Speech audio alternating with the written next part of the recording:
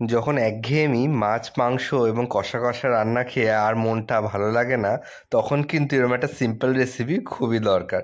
তো নমস্কার বন্ধুরা, সবাইকে স্বাগত রাজেশ কিচেনে।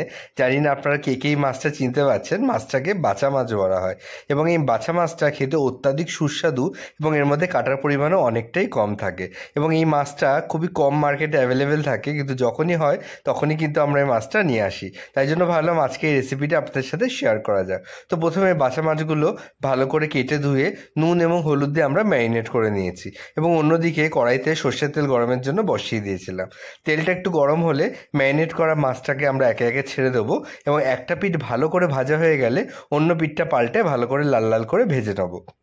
এই যে বাচ্চা মাছটা, এটা কিন্তু অনেক জায়গায় হয়তো ভিন্ন ভিন্ন নামেও পরিচিত হতে পারে, কিন্তু আমাদের এখানে এই মাছটাকে বাচ্চা মাছই বলা হয়। তো আপনারা যদি মাছটা দেখে চিনতে পারেন তাহলে অবশ্যই কমেন্ট করে বলবেন যে আপনাদের ওখানে এই মাছটাকে কী নাম বলা হয়। দেখুন আমাদের এক পাশটা ভালো করে ভাজা হয়ে গেছে।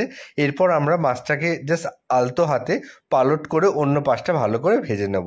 দেখুন কত সুন্দরভাবে আমাদের মাছটা ভালো মতো ভাজা হয়ে গেছে। তো মাছ ভাজার সময় একটা জিনিস অবশ্যই মনে রাখবেন বন্ধুরা, কখনোই ভীষণ হাই ফ্লেমে মাছ কিন্তু ভাজবেন না, তাহলে উপর পোর্শনটা পুড়ে যায় এবং ভেতরটা কিন্তু কাঁচা থেকে যায়। লো টু মিডিয়াম ফ্লেমে সবসময় যে কোনো ফ্রাইড আইটেম করার চেষ্টা করবেন, তাতে কি হয় ভেতরটাও খুব সুন্দর কুক হয়ে যায় এবং বাইরেটাও খুব সুন্দর কিন্তু ভাজা হয়ে যায়। অলরেডি কিন্তু মাছ ভাজা আমাদের হয়ে গেছে। আমরা একে একে পুরো মাছ ভাজাগুলো তুলে নিয়েছি।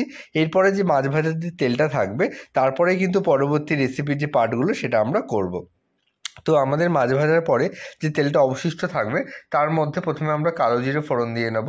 কালো জিরেটা ভালো করে ফোড়ন হয়ে গেলে সেটাকে হালকা নেড়ে তার মধ্যে আমরা এখানে কেটে রাখা আলুগুলো দিয়ে নেব।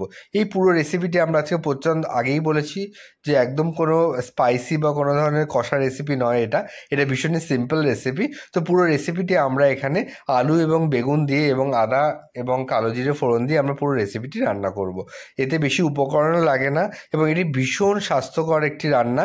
অবশ্যই এইভাবে প্রত্যেকটা স্টেপ ফলো করে করবেন, দেখবেন আপনাদেরও ভালো লাগবে।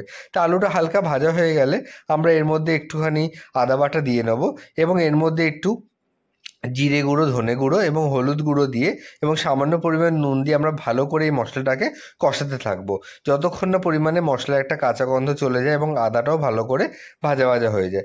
এই রান্নায় কিন্তু ব্যাস আর কোনো মশলার কিন্তু দরকার হবে না বন্ধুরা।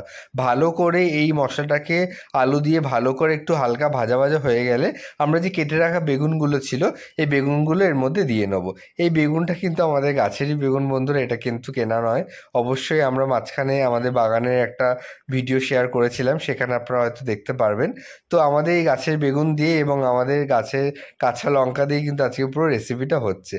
বাড়িতে যদি কোনো ধরনের সবজি লাগানো হয় এবং সেই সবজিটাকে যদি সুন্দরভাবে ফলন হয়, তাহলে তার থেকে আনন্দদায়ক কিন্তু বন্ধুরা আর কিছুই হয় না। দেখুন আমরা ভালো করে বেগুন এবং লঙ্কা দিয়ে ভালো করে এটাকে নেড়ে ঢেকে দিয়েছিলাম এবং ভালো করে ঢাকনা উঠিয়ে যখন একটু এটা বেশ ভালো ভাজা ভাজা হয়ে গেছে, তার মধ্যে আগে থেকে গরম করে রাখা গরম জল আমরা এর মধ্যে দিয়ে নিয়েছি। দেখুন কত সুন্দর অলরেডি ঝোলটা দেখতে লাগছে। এটা কিন্তু ভীষণই স্বাস্থ্যকর। যদি আপনার গরম ভাতে লেবু দিয়ে খান তাহলে কিন্তু জাস্ট জমে যাবে। এই ঝোলে যখন একটা বলক উঠে যাবে, তখনই কিন্তু আপনাকে ভেজে রাখা যে মাছগুলো একে একে এর মধ্যে অ্যাড করে দিতে হবে এবং আলতো হাতে ভালো করে ঝোলটা নেড়ে আবার আপনাকে এটাকে ঢাকা দিয়ে আটকে দিতে হবে। ব্যাস, এরপরে আপনাকে ঢাকাটা খুললেই কিন্তু আপনার মাছের ঝোল সম্পূর্ণ রেডি। তাহলে দেখলেন তো কত কম সময়ে চটপট এই রেসিপিটা করে নেওয়া যায় এবং এটা এতটাই সুস্বাদু রেসিপি হয় যে আপনারা কিন্তু লেবু দিয়ে জাস্ট গরম ভাতে এটাকে অসাধারণ লাগবে। এবং একটা কথা বলবো, এই বাছা মাছের একটা আলাদাই টেস্ট থাকে। তো এই জন্য এই মাছটাকে বেশি পেঁয়াজ রসুন দিয়ে বেশি কষা করার কোনো দরকারই হয় না। এটা তো সিম্পল করলেই মাছটা কিন্তু খেতে দুর্ধর্ষ লাগে। হয়তো অনেকে বলবেন যে কালারটা বেশ ফ্যাকাশে ফ্যাকাশে। আমি আগেই বলেছি এটা স্বাস্থ্যকর রান্না। এর মধ্যে কোনো ধরনের লঙ্কার গুঁড়ো বা এর মধ্যে কোনো ধরনের লঙ্কা বাটা বা কাশ্মীরি লঙ্কার গুঁড়ো ইউজ একদমই হবে না। পুরোটাই কাঁচা লঙ্কার ঝোল হয়েছে, এই জন্য এটা কিন্তু এরকমই কালার আসবে। অবশ্যই ট্রাই করবেন, আপনাদের অবশ্যই ভালো লাগবে। আজকের রেসিপিটা ভালো লাগলে আমাদের ফেসবুকটাকে অলরেডি ফলো করে দেবেন, ইউটিউব চ্যানেলটাকে সাবস্ক্রাইব করে দেবেন এবং আগামী দিনে কী রেসিপি দেখতে চাইছেন কমেন্ট করবেন, তাহলে সেই ধরনের রেসিপি আপনাদের সামনে আনার চেষ্টা করবো। আপনারা অনেক অনেক ভালোবাসা দিচ্ছেন, তার জন্য অনেক ধন্যবাদ বন্ধুরা। এইভাবে ভালোবাসা দিয়ে যাবেন যাতে আমরা উৎসবে আগামী দিনগুলো আপনাদের সামনে নতুন নতুন ভিডিও তুলে ধরতে পারি। তাহলে আজকের রেসিপিটি এই পর্যন্ত বন্ধুরা। পরবর্তী দেখা হবে অন্য রেসিপি নিয়ে। আপনারা সবাই সুস্থ থাকবেন, ভালো থাকবেন এবং অবশ্যই এই ঘরোয়া পদ্ধতিতে স্বাস্থ্যকর রেসিপিটি ট্রাই করবেন। ধন্যবাদ, ভালো থাকবেন বন্ধুরা।